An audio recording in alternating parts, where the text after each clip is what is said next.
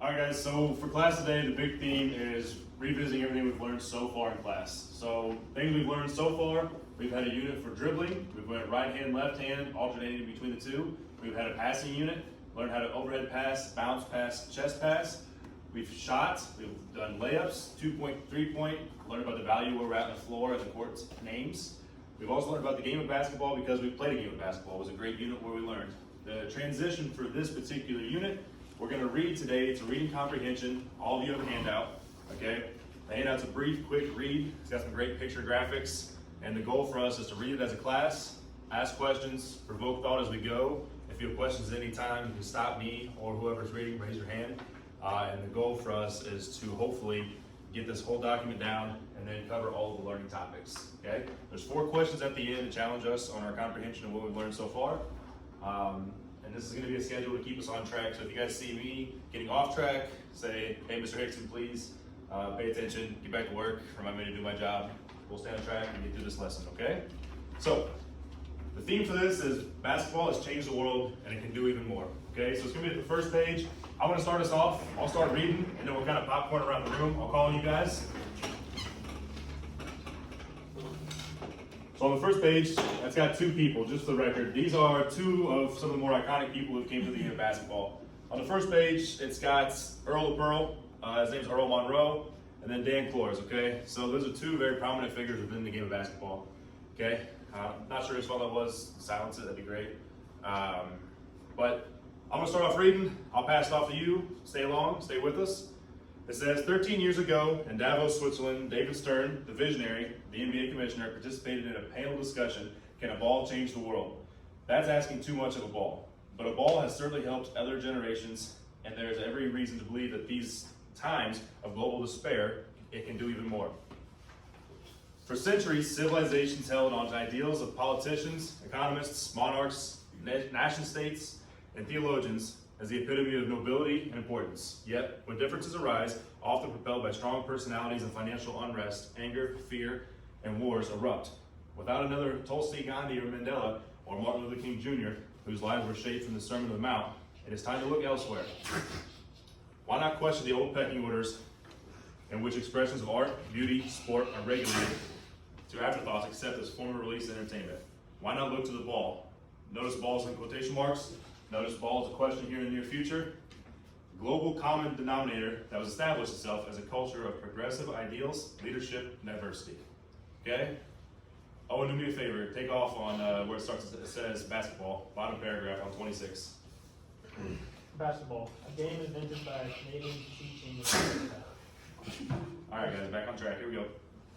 It was first embraced by turn-of-the-century immigrants who settled in northeastern port cities and adopted as part of the national experience by southern black migrating north. Company towns, church leagues, YMCAs, settlement homes, barnstorming clubs of men and women. It was and remains revered for its simplicity, escape, and balletic free-form nature, as well as by its lessons of teamwork, discipline, and sacrifice. It brought pride to the struggling individual, the group seeking to assimilate in the community. Pause right there. So real quick, this paragraph, guys, is a great one. It's got a lot of information relative to what we're going to do for this assignment. Okay, there was a lot of big words tossed at Owen, a lot of deep, thought-provoking provoking words, like barnstorming clubs. That's way past our time and for the better, but that was a time, it's a stamp on history when people had to essentially hide and kind of in secrecy do the things that they wanted to do. There's kind of alluding to where basketball started as a very simplistic game. I'll pick up at the bottom. And again, keep focus on this last paragraph on this page. It's possibly one of the questions on the board. It says, basketball, its nakedness unhidden by helmets, face masks, shoulder pads, or capes, made it easier to identify with. Over the years, these virtues and lessons have spread throughout Europe, Africa, Latin America, and Asia. David Falk, the guy from the first page with Pearl, the agent behind the Michael Jordan image, said, there are more people playing basketball every day in China, 300 million, than reside in the United States. Of course, other round balls have made their mark in terms of revolting. President Richard Nixon's ping pong diplomacy opened a new era of Chinese-American communication. Branch Rickey's decision to embrace embraced the black athlete Jackie Robinson, broke through the wall of segregation. The strength of the mind tennis player Billie Jean King challenged a dehumanizing gender caste system. These movements have all served to go beyond mere symbolism. As basketball, though, has always been at the forefront of change and action on a global scale. In the late 1950s, Coach John McLean started free clinics in Africa. In the 60s, Red Auerbach did the same for the U.S. college teams, and they toured the Soviet bloc countries in the 70s. The integration of college teams began in the late 1930s, and they established the Strong NBA Players Association, which was formulated 55 years ago. A push to enact the benefits of Title IX, an act of the early 70s, AIDS education in the early 90s, finally opened doors to gay players and executives. A grassroots AAU anti-gun violence campaign, which I helped start 3 years ago, continues to gain traction as youth teams across the country wear the orange patch in support.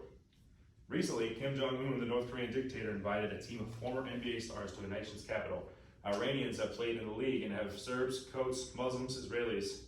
Support for the game's growth has been a focus of multicultural corporations. I'm going to put a stamp right there. I'm sure you guys can think about actual players in the league.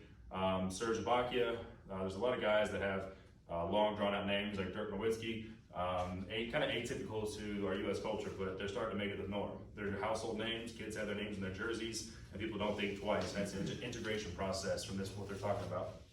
It says, there was even a time when the Grateful Dead paid for the uniforms of the 1992 Lithuanian men's Olympic team, whose now government lacked the finances.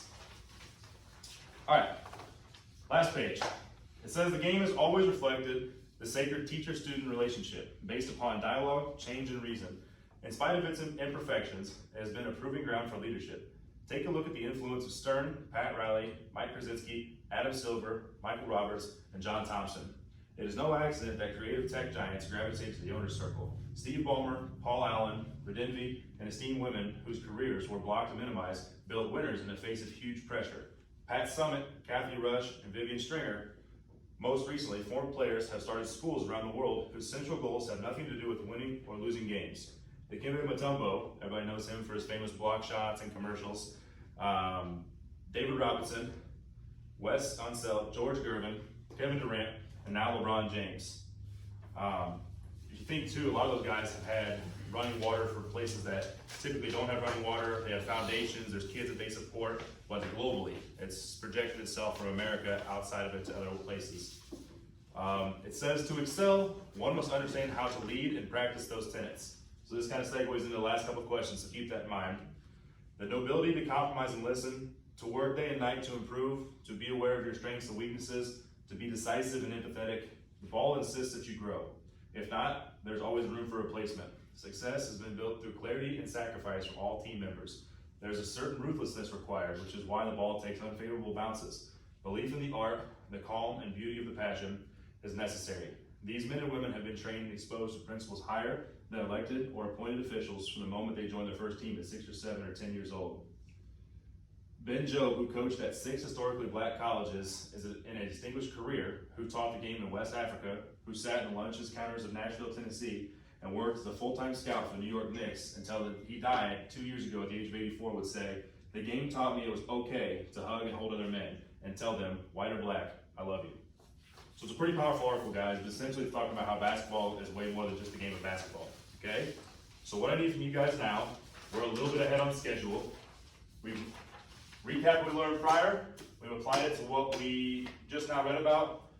Now it's time to test your comprehension. So you guys have about 5 minutes on your own to brainstorm, look at your papers, read through the questions real quick, and then as a class, we're gonna walk and talk through 1 through 4. So briefly, look over what you got.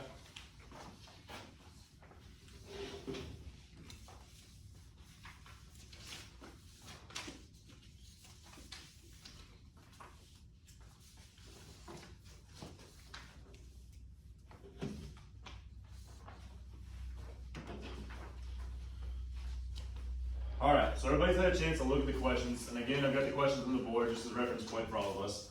Let's start at the top, okay? And we'll do this popcorn style. Raise your hand, I'll call on you, but let's try and do it in a controlled environment. It says, which nationality was the person who first created the game of basketball? Amelia, go ahead. He was Canadian. Yep, absolutely. It was a Canadian man.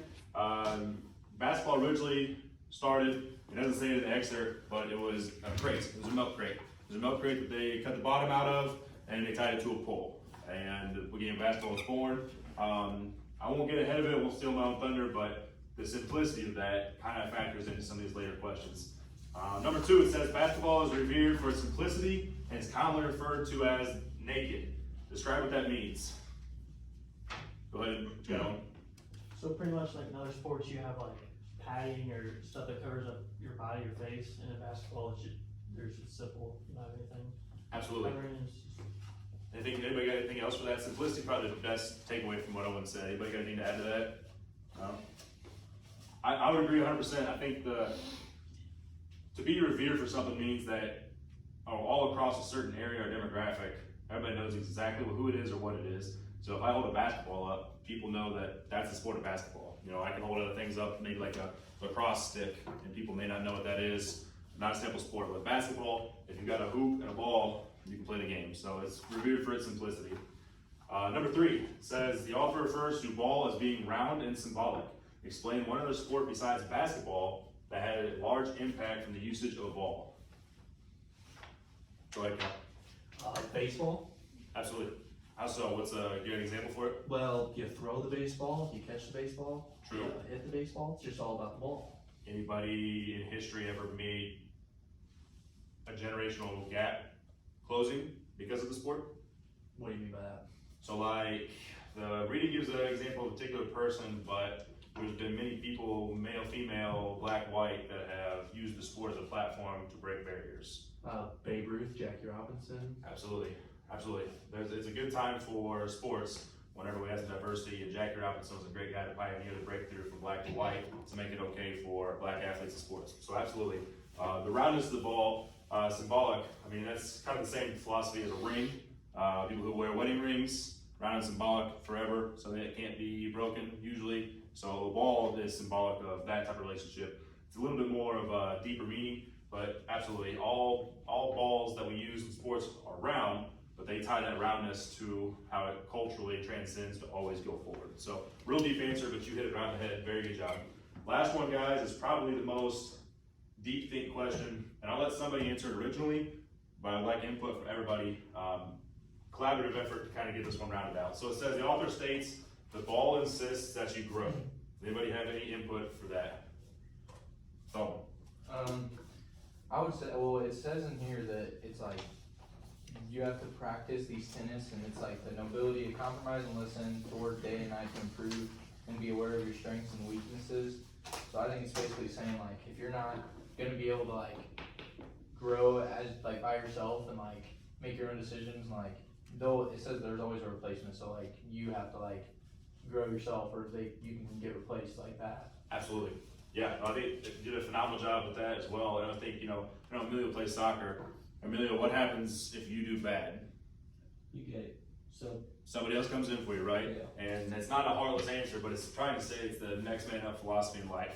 If you don't get the job done, somebody will do it. There's always somebody kind of biting the chops to do it. And that's literal in the sense of basketball as a sport. Back whenever we played our game, if you were playing bad or your effort was poor or you had bad sportsmanship, I'm just going to put somebody else in the work life. If you're not quite doing your job, you get fired and they're going to hire somebody else. It sounds morbid, but the world's been here for a long time and it's going to be around after we leave. What it's trying to say is in a deeper way, while you're here, you need to grow, you need to evolve. And anybody who's ever partaken in a sport knows that it's not just as easy as showing up. So from your freshman year to your senior year, you've learned inherent values that make you a better person, man or woman. They used to talk about Pat Summitt. She ran a show at Tennessee, put them on the map, made women's basketball a respected sport. It used to be kind of a joke per se until Title IX came around, and she came around with her ruthlessness to win. They won nonstop. So great culture change. And then for men, if you think about winning programs, I'm a big fan of football. There's a Mount Union Division III. They had lost 6 games in 10 years. So if you think about that, that's a dominant winning streak. But that doesn't happen without a whole culture of people that have grown. So when it says the ball insists that you grow, it's not literally talking about height and weight, although that probably helped. It's more so talking about growing as an individual to be better at what you do. Okay? So again, guys, let me double check the time for us real quick. Perfect. We're right on track where we need to be, guys. I want to just recap what we've done as a lesson. This is kind of the in summation. I'll collect all of your guys' papers here in a second and see what you guys wrote down. Initially, we started out with dribbling, transitioned to passing, we transitioned to shooting, we bettered ourselves as athletes, we played a full game to test where we were at, which went well. We had a complete reading comprehension unit, which is what we just completed today. And for now, should have a great understanding of the game of basketball. Does anybody have any additional questions for the stuff we learned today or anything that was a little bit confusing? All good to go? All right, well, I appreciate you guys' attentiveness, and thank you very much.